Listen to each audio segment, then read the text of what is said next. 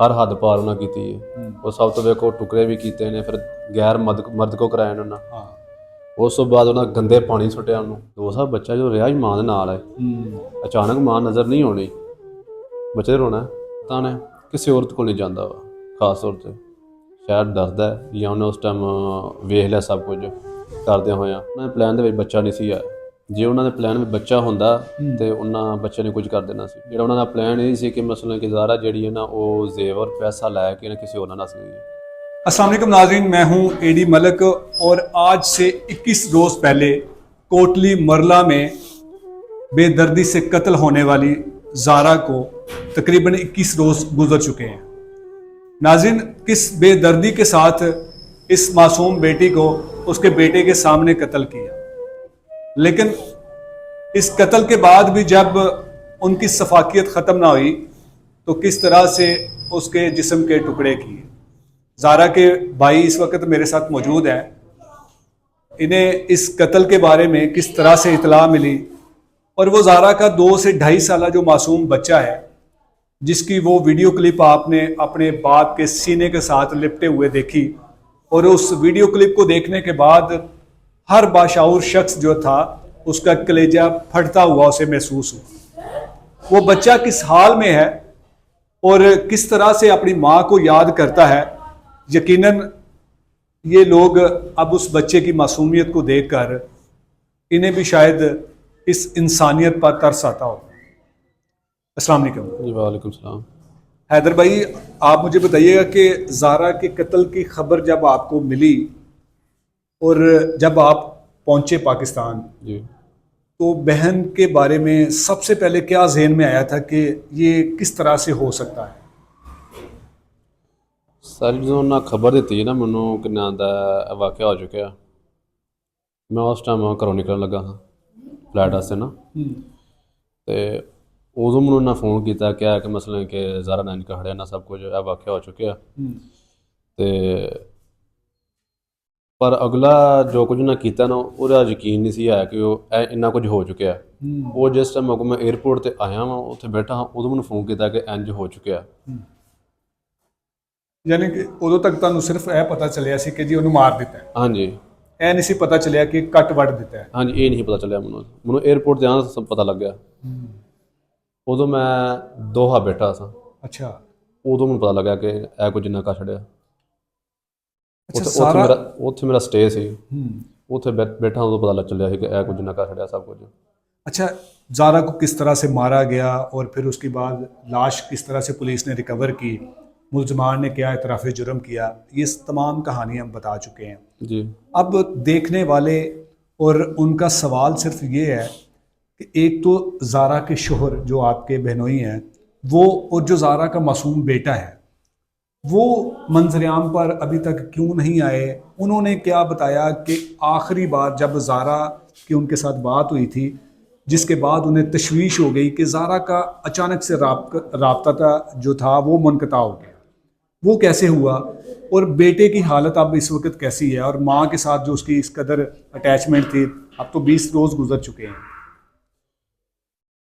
Sir ਜੋ ਕਿਸੇ ਕੋਲ ਨਹੀਂ ਜਾਂਦਾ ਹੈ ਇਸ ਟਾਈਮ, ਉਹ ਸਿਰਫ ਆਪਣੇ ਵਾਲਦ ਕੋਲ ਜਾਂ ਮੇਰੇ ਕੋਲ ਹੁੰਦਾ ਹੈ ਜਾਂ ਆਪਣੇ ਨਾਨਾ ਕੋਲ ਜਾਂਦਾ। ਤੇ ਔਰ ਜਿਹੜੇ ਔਰਤਾਂ ਨੇ ਕਿਸੇ ਔਰਤ ਕੋਲ ਨਹੀਂ ਜਾਂਦਾ ਵਾ, ਖਾਸ ਤੌਰ 'ਤੇ ਸ਼ਾਇਦ ਡਰਦਾ ਜਾਂ ਉਹਨੇ ਉਸ ਟਾਈਮ ਵੇਖ ਲਿਆ ਸਭ ਕੁਝ ਕਰਦਿਆਂ ਹੋਇਆਂ, ਸ਼ਾਇਦ ਇਸ ਡਰ ਦੀ ਵਜ੍ਹਾ ਤੋਂ ਕਿਸੇ ਔਰਤ ਕੋਲ ਨਹੀਂ ਜਾਂਦਾ ਪਿਆ। ਤੇ ਕੁਛ ਸਮਝ ਨਹੀਂ ਆ ਰਹੀ। ਬੱਚਾ ਜਿਹੜਾ ਨਾ ਉਹ ਤਕਰੀਬਨ ਹਜੇ ਤੱਕ ਨਾ ਸਮਝ ਨਹੀਂ ਬੱਚੇ ਦੀ, ਬੱਚਾ ਰੋਂਦਾ ਤੇ ਤਕਰੀਬਨ ਅਕਸਰੀਅਤ ਰੋਂਦਾ ਉਹ। अच्छा, ਹਾਂਜੀ, माँ नूं तो याद करता है ना? ਜ਼ਾਹਿਰ ਗੱਲ 2 ਸਾਲ ਬੱਚਾ ਜੋ ਰਿਹਾ ਹੀ ਮਾਂ ਦੇ ਨਾਲ ਹੈ, ਅਚਾਨਕ ਮਾਂ ਨਜ਼ਰ ਨਹੀਂ ਆਉਣੀ, ਬੱਚੇ ਰੋਣਾ। तो बच्चे की देखभाल कौन कर रहा है? ਜ਼ਿਆਦਾਤਰ ਉਹਦਾ ਵਾਲਦ ਕਰ ਰਿਹਾ। सारा कुछ उसका जो पैम्पर चेंज करना, जी। हर चीज़? ਜੀ, ਸਾਡੇ ਕੋਲ ਕਿਸੇ ਹੋਰ ਕੋਲ ਜਾਂਦੀ ਕੋਈ ਨਹੀਂ। ਕਿਸੇ ਔਰਤ ਕੋਲ ਜਾਵੇ ਤਾਂ ਫਿਰ ਕੋਈ ਸੰਭਾਲੇ ਨਾ ਉਹਨੂੰ, ਉਹ ਕਿਸੇ ਕੋਲ ਜਾਂਦੇ ਹੀ ਨਹੀਂ ਕਿਉਂਕਿ ਮਾਂ ਕੋਲ ਨਹੀਂ ਹੈ। ਠੀਕ ਹੈ, ਹੁਣ ਉਹਨੂੰ ਸਮਝ ਲੱਗ ਗਈ ਹੈ, ਇਸ ਵਾਸਤੇ ਹੁਣ ਆਪਣੇ ਪਿਓ ਦਾ ਵਸਾ ਵੀ ਨਹੀਂ ਖਾਂਦਾ ਉਹ। ਬੱਚੇ ਨੇ ਇੰਨਾ ਜ਼ੁਲਮ ਆਪਣੀ ਅੱਖਾਂ ਦੇ ਸਾਹਮਣੇ ਦੇਖਿਆ, ਸ਼ਾਇਦ ਦੇਖ ਲਿਆ ਮੇਰੇ ਖਿਆਲ ਨਾਲ, ਜਿਹਦੇ ਵਜ੍ਹਾ ਤੋਂ ਜਿਹੜਾ ਬੱਚਾ ਜਿਹੜਾ ਇੰਜ ਕਰ ਰਿਹਾ ਉਹ ਕਿਸੇ ਹੋਰ ਬੰਦੇ ਕੋਲ ਜਾਂਦਾ ਹੀ ਨਹੀਂ ਪਿਆ। ਅੱਛਾ हैदर भाई, ਇਹ ਸਾਰਾ ਕ੍ਰਾਈਮ ਕਰਨ ਤੋਂ ਪਹਿਲੇ ਇਹਨਾਂ ਮੁਲਜ਼ਮਾਨ ਨੇ ਯਕੀਨਨ ਉਹ ਬੱਚਾ ਵੀ ਆਪਣੀ ਮਾਂ ਦੇ ਨਾਲ ਹੀ ਲੇਟਿਆ ਹੋਏਗਾ ਜੀ ਜਦੋਂ ਇਹ ਸਾਰਾ ਕੁਝ ਹੋਇਆ ਹੈ। ਬੱਚੇ ਨੂੰ ਕਿਉਂ ਇਹਨਾਂ ਨੇ ਜਿਹੜਾ ਹੈਗਾ ਨਾ ਉਹ ਛੱਡ ਦਿੱਤਾ ਜ਼ਿੰਦਾ, ਔਰ ਇਸ ਹੱਦ ਤੱਕ ਨਫ਼ਰਤ ਸੀ ਕਿ ਜ਼ਾਰਾ ਦੀ ਇਸ ਤਰ੍ਹਾਂ ਦੇ ਨਾਲ ਉਹਨੂੰ ਦਰਦਨਾਕ ਕਿਸਮ ਦੀ ਮੌਤ ਦੇ ਦਿੱਤੀ? ਮੇਰੇ ਖਿਆਲ ਨਾਲ ਇਹ ਹੋਇਆ ਕਿ ਉਹਨਾਂ ਦਾ ਪਲਾਨ ਨਹੀਂ ਸੀ ਆਇਆ। ਜਿਹੜਾ ਉਹਨਾਂ ਦਾ ਪਲਾਨ ਇਹ ਸੀ ਕਿ ਮਸਲਨ ਕਿ ਜ਼ਾਰਾ ਜਿਹੜੀ ਹੈ ਨਾ ਉਹ ਜ਼ੇਵਰ ਪੈਸਾ ਲੈ ਕੇ ਨਾ ਕਿਸੇ ਹੋਰ ਨਾਲ ਨੱਸ ਗਈ ਹੈ। ਜਿਹੜਾ ਉਹਨਾਂ ਦਾ ਪਲਾਨ ਸੀ, ਹਾਂ, ਉਹਨਾਂ ਦੇ ਪਲਾਨ ਦੇ ਵਿੱਚ ਬੱਚਾ ਨਹੀਂ ਸੀ ਆਇਆ। ਜੇ ਉਹਨਾਂ ਦੇ ਪਲਾਨ ਵਿੱਚ ਬੱਚਾ ਹੁੰਦਾ ਤੇ ਉਹਨਾਂ ਬੱਚੇ ਨੇ ਕੁਝ ਕਰ ਦੇਣਾ ਸੀ। ਠੀਕ ਹੈ, ਮੇਰੇ ਖਿਆਲ ਨਾਲ ਇਹ ਵੇ। ਬਾਕੀ ਰੱਬ ਜਾਣਦਾ ਕਿਉਂ ਛੱਡਿਆ ਉਹਨਾਂ। ਅਸੀਂ ਤਾਂ ਇਹ ਵੀ ਰੱਬ ਦਾ ਸ਼ੁਕਰ ਅਦਾ ਕਰਨਾ कि बच्चे ने ना कुछ नहीं किया।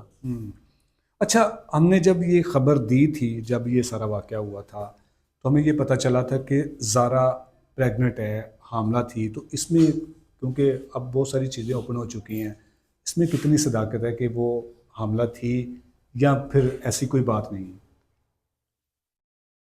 मेरे ख्याल ਨਾਲ ਤਾਂ ਨਹੀਂ ਸੀ। ਮੈਨੂੰ ਕੁਝ ਸਮਝ ਨਹੀਂ ਆ ਰਹੀ ਵੈਸੇ। ਸਾਡੀ ਸਿਸਟਰ ਹੈ ਕੋਈ, ਮਤਲਬ ਕਿ ਸਾਡੀ ਵਾਲਦਾ ਹੁੰਦੇ ਸੀ ਇੱਕ ਸਮਝ ਆਉਂਦੀ। शायद पता नहीं आया, मेरे ख्याल में नहीं आया। कदीर ने भी नहीं इसके बारे में आपको बताया? नहीं, अच्छा, पता नहीं अच्छा आया। मुझे हैदर भाई ये बताइएगा कि कदीर साहब जो हैं वो अभी तक मंजर आम पर नहीं आए कि ये जो जुल्म की दास्तान हुई गई है, मेरी बीवी को, आपकी सिस्टर को इस तरह बेदर्दी से कत्ल कर दिया गया, इसकी कोई वजह जो सॉलिड किस्म की जो समझ आए अभी तक नहीं आए, तो उन्होंने या फिर वो मंजर आम पर आकर क्यों नहीं बताना चाह रहे? ਉਹਦੀ ਵਜ੍ਹਾ ਇਹ ਹੈ ਕਿ ਸ਼ਾਇਦ ਮੇਰੇ ਖਿਆਲ ਨਾਲ ਉਹਦਾ ਬੱਚੀ ਕੱਖ ਨਹੀਂ ਨਾ। ਸਾਡੀ ਤੇ ਇੱਕ ਧੀ ਗਈ ਹੈ ਨਾ, ਤੇ ਉਹਦਾ ਨਾ ਅਗਲਾ ਘਰ ਰਿਹਾ ਨਾ ਪਿਛਲਾ ਰਿਹਾ। ਦੇਖੋ ਪਿੱਛੋਂ ਮੇਰੀ ਸਿਸਟਰ ਉਸ ਵਾਲਦਾ ਮਤਲਬ ਕਿ ਪਿਛਲੇ ਘਰ ਬਿਲਕੁਲ ਖਤਮ ਹੋ ਗਿਆ, बिल्कुल। ਇੱਧਰੋਂ ਵੀ ਖਤਮ ਹੋ ਗਿਆ। ਤੇ ਮੇਰੇ ਖਿਆਲ ਨਾਲ ਉਹ ਇਹ ਹੀ ਕਹਿੰਦਾ ਕਿ ਠੀਕ ਹੈ ਮੈਂ ਇੰਟਰਵਿਊ ਦੇ ਦਿੰਦਾ, ਜੇ ਸਾਡਾ ਕਾਨੂੰਨ ਹੈ ਉਹ ਇਨਸਾਫ ਕਰੇ, ठीक है। ਅਦਾਲਤ ਖੁਦ ਲਾਏ, हम्म, ਖੁੱਲੀ ਕਚਹਿਰੀ ਲਾਏ, ਅਦਾਲਤ ਲਾਏ, ਠੀਕ ਹੈ ਮੈਂ ਖੁਦ ਫੈਸਲਾ ਕਰਾਂਗਾ ਫਿਰ। जो मेरी बीवी नाल होया। ਹਾਂਜੀ, ਉਹਨਾਂ ਖੁਦ ਮੈਂ ਫੈਸਲਾ ਕਰਾਂਗਾ। ਕਹਿੰਦਾ ਮੈਂ ਇੰਟਰਵਿਊ ਆਉਣ ਕੀ ਕਰਾਂ, ਜਾਂ ਤਾਂ ਮੈਂ ਇਨਸਾਫ ਦਵਾਂ ਤਾਂ ਫਿਰ ਮੈਂ ਕਰਨਾ ਸਭ ਕੁਝ। ਬਾਕੀ ਉਹਦੀ ਕੀ ਸੋਚ ਹੈ ਉਹ ਸਾਨੂੰ ਨਹੀਂ ਪਤਾ। ਬਾਕੀ ਇਹ ਹੈ ਕਿ ਉਹਦੀ ਮਰਜ਼ੀ ਹੈ। ਅੱਛਾ, ਕਦੀਰ ਯਕੀਨਨ ਉਹਦੀ ਹਵਾਲਾਤ ਦੇ ਵਿੱਚ ਮਾਂ ਦੇ ਨਾਲ ਵੀ ਮੁਲਾਕਾਤ ਹੋਈ ਹੋਏਗੀ, ਭੈਣ ਦੇ ਨਾਲ ਵੀ ਹੋਈ ਹੋਏਗੀ। ਤੂੰ ਉਹਨੇ ਪੁੱਛਿਆ ਸੀ ਕਿ ਇਹ ਜ਼ੁਲਮ ਕਰਨ ਦੀ ਆਖਰ ਕੀ ਨੌਬਤ ਆਈ ਸੀ? ਦੱਸਿਆ ਉਹਨੇ, ਆਂਦੇ ਪੁੱਛਿਆ ਸੀ ਮੈਂ ਕਿ ਵੀ ਮੇਰੇ ਨਾਲ ਤੁਸੀਂ ਜ਼ੁਲਮ ਕਿਉਂ ਕੀਤਾ, ਸਵਾਲ ਕੀਤੇ ਨੇ ਉਹਨਾਂ।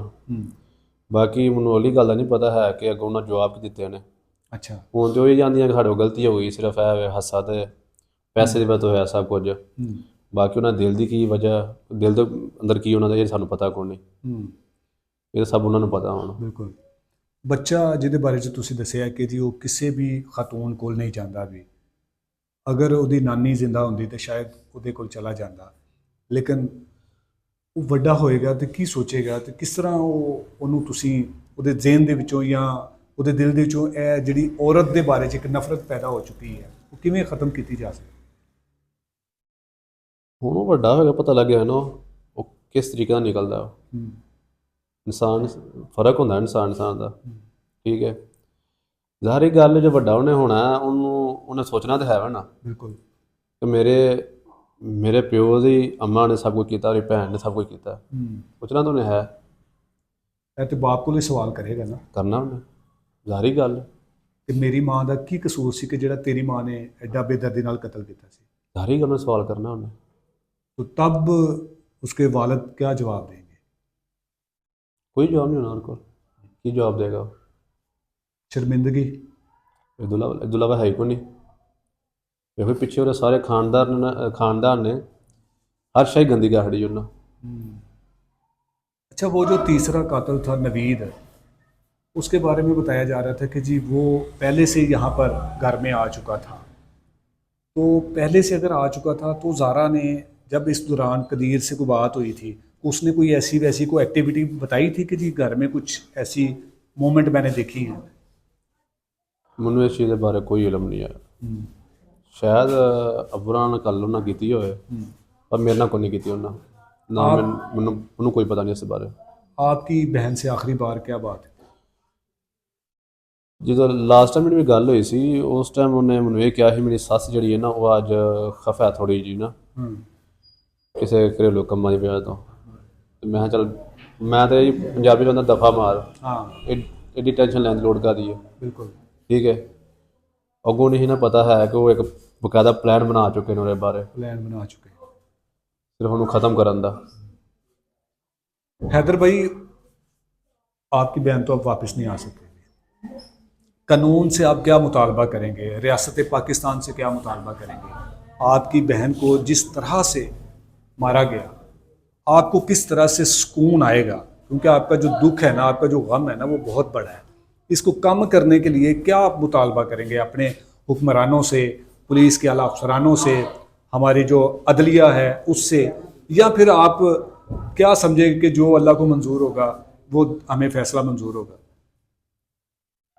ਸਰ ਜੀ ਹੁਣ ਔਰਤਾਂ ਨੂੰ ਸਜ਼ਾ ਤਾਂ ਮਿਲ ਨਹੀਂ ਸਕਦੀ। ਸਾਡਾ ਕਾਨੂੰਨ ਜਿਹੜਾ ਇਹ ਜੀ ਉਹਨਾਂ ਨੂੰ ਉਮਰ ਕੈਦ ਹੋ ਜਾਏਗੀ, ਉਹਨਾਂ ਨੂੰ ਹੱਦ ਤੋਂ ਹੱਦ। ਸਾਡੀ ਤੇ ਉਹਨਾਂ ਨੇ ਟੁਕੜੇ ਕਰਕੇ ਸੁੱਟ ਦੇਣੇ ਨਾ ਉਹਨਾਂ। बिल्कुल ਠੀਕ ਹੈ, ਹਰ ਹੱਦ ਪਾਰ ਉਹਨਾਂ ਕੀਤੀ ਹੈ। ਉਹ ਸਭ ਤੋਂ ਵੇਖੋ ਟੁਕੜੇ ਵੀ ਕੀਤੇ ਨੇ, ਫਿਰ ਗੈਰ ਮਰਦ ਕੋ ਕਰਾਏ ਨੇ ਉਹਨਾਂ। हाँ ਉਸ ਤੋਂ ਬਾਅਦ ਉਹਨਾਂ ਗੰਦੇ ਪਾਣੀ ਸੁੱਟਿਆ ਉਹਨੂੰ, ਫਿਰ ਉਸ ਤੋਂ ਬਾਅਦ ਸਰ ਜਲਾਇਆ ਉਹਦਾ। ਠੀਕ ਹੈ, ਉਹ ਤੇ ਅੰਦਰ ਦੀ ਬੈਗ ਰੋਟੀਆਂ ਖਾਣੀਆਂ ਉਹਨਾਂ, ਤੇ ਸਾਡੇ ਅੰਦਰ ਦੀ ਅੱਗ ਪੁੱਜਣੀ, ਸਾਡੀ ਤਾਂ ਨਹੀਂ ਪੁੱਜਦੀ। सर वो जलिया होया तुसी देखिया सी? ਮੈਂ ਫੋਟੋ 'ਚ ਦੇਖਿਆ, ਮੋਬਾਈਲ 'ਤੇ ਦੇਖਿਆ ਮੈਂ। आखिरी कोई दीदार नहीं, ऐसी कोई चीज़, कोई जिस्म का हिस्सा नहीं सी कि जिन्हों बंदा ताहियात याद रखता? ਕੋਈ ਨਹੀਂ ਸਰ ਜੀ, ਸਿਰਫ ਇੰਨਾ ਹੈ ਕਿ ਮੋਬਾਈਲ ਦੇ ਵਿੱਚ ਤਸਵੀਰ ਹੈ, ਮੇਰੇ ਮਾਮੂ ਦਿਖਾਈ ਸੀ ਮੈਨੂੰ।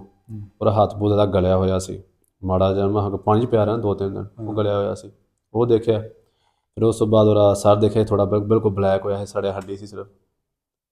ਠੀਕ ਹੈ, ਇਸ ਵਜ੍ਹਾ ਤੋਂ ਸਾਨੂੰ ਇਹ ਤੱਕ ਦਿਲ ਨੂੰ ਯਕੀਨ ਨਹੀਂ ਦਿਲ ਕਰਦਾ ਫਿਰ ਗਈ ਕਿ ਨਹੀਂ ਗਈ। ਠੀਕ ਹੈ, ਸਾਨੂੰ ਹਮੇਸ਼ਾ ਘਰ ਤੁਰਦਿਆਂ ਹੋਈਦਾ ਸਭ ਸ਼ਾਫੇ ਕੋਲ ਹੁੰਦਾ, ਸਾਨੂੰ ਇੰਝ ਲੱਗਦਾ ਕਿ ਜਿਵੇਂ ਆ ਪਿੱਛੋਂ ਹੋਣੀ ਆ ਚੱਲੀ ਹੈ, ਇੱਥੇ ਲੱਗੀ ਫਿਰਦੀ ਵੀ ਹੈ। ਯਕੀਨ ਹੀ ਨਹੀਂ ਆ ਰਿਹਾ ਸਾਨੂੰ ਇਹ ਤੱਕ। आपको उम्मीद है कि आपको इंसाफ मिलेगा और ज़ारा को इंसाफ मिलेगा? ਜੋ ਕੁਝ ਸਾਡੇ ਨਾਲ ਹੋ ਗਿਆ ਨਾ, ਉਵੇਂ ਦਾ ਇਨਸਾਫ ਤਾਂ ਮਿਲਣਾ ਕੋਈ ਨਹੀਂ। ਕੀ ਉਹਨੂੰ ਸਜ਼ਾ, ਉਹਨਾਂ ਨੂੰ ਉਮਰ ਕੈਦ ਹੋ ਜਾਏਗੀ ਦੋਵਾਂ ਨੂੰ। ਬਾਕੀ ਮੁੰਡਿਆਂ ਨੂੰ ਦਾ ਕੋਈ ਪਤਾ ਨਹੀਂ ਕਿ ਉਹਨਾਂ ਸਜ਼ਾਏ ਮੌਤ ਵੀ ਦੇ ਛੱਡਾਂਦੇ। ਕੀ ਹੈ, ਝਟਪਟ ਉਹਨਾਂ ਦੀ ਮੌਤ ਨਿਕਲ ਜਾਣੀ, ਮਾਰਸ਼ ਨਾਲ ਫਾਂਸੀ ਦੇ ਛੱਡਣੀ, ਉਹਨਾਂ ਝਟਪਟ ਹੋ ਜਾਣਾ। ਸਾਨੂੰ ਸਕੂਨ ਹੋ ਨਹੀਂ ਹੋਣਾ जब तक कोई ऐसी इबरतनाक सज़ा ना इनको दी जाए। ਹਾਂਜੀ, ਉਹਨੇ ਤੇ ਕਰਿਆ ਵੇ ਕਿ ਉਹਨਾਂ ਜ਼ਿੰਦਾ ਨੂੰ ਦਿੱਤੀ ਜਾਏ ਨਾ, ਉਹਨਾਂ ਨੂੰ ਉਹ ਮਹਿਸੂਸ ਕਰਨ, बिल्कुल ਉਹ ਸਜ਼ਾ ਨੂੰ ਮਹਿਸੂਸ ਕਰਨ, ਫਿਰ ਸਾਨੂੰ ਸਕੂਨ ਹੋਣਾ, ਉਂਝ ਨਹੀਂ ਸਾਨੂੰ ਹੋਣਾ। नाज़रीन, ये हैदर भाई थे जिनका ये कहना है कि इन मुलजमान को अगर सज़ाए मौत भी दे दी जाएगी ना तो फिर भी सुकून नहीं आएगा। ये सिर्फ इनकी डिमांड नहीं है, ये मैं भी इस चीज़ को मानता हूँ कि अगर आप इन्हें सरेआम भी लटका देंगे तब भी जाकर इनके गम में जो है वो थोड़ी सी भी कमी नहीं आएगी। इनका जो गम है ना वो बहुत बड़ा है। इन मुलजमान को जिनको आपने सरकारी मेहमान बनाकर रखा हुआ है, इन मुलजमान को ऐसी इबरतनाक सज़ा दी जाए कि हमारी कोई भी बेटी जो माँ बाप किस तरह से अपनी ज़िंदगी बसर करने के बाद, अपना सब कुछ ख़त्म करने के बाद एक बेटी को उसके घर रुखसत करता है और फिर उस बेटी के साथ उस घर में क्या जुल्म किया जाता है। आइंदा किसी ऐसी बेटी के साथ ऐसा कोई जुल्म ना हो, तो मैं अपने हुक्मरानों से, मैं अपनी अदलिया से जो इस तरह के मुलजमान को सरकारी तहवील में भिजवा देते हैं ताकि वो वहाँ पर अपनी बाकी ज़िंदगी जो है वो गुजारे, हमारे टैक्स के पैसों से वो खाए पिए, उनको तमाम तर सहूलियात जो हैं वो जेल में दी जाए। सिर्फ इसलिए हम अपना टैक्स नहीं देते कि हमारे अपने प्यारों को इस तरह बेदर्दी के साथ कत्ल करने के बाद उनके टुकड़े कर दिए जाए। मेरा आपसे दोबारा से मुतालबा है कि इन मुलजमान को ऐसी इबरतनाक सज़ा दी जाए ताकि तारीख जिसे याद रखे, ताकि कोई भी मुलजम कोई भी ऐसा गुनाह करने से पहले उस सज़ा को अपने जहन में रखे कि मेरा भी अंजाम यही हो।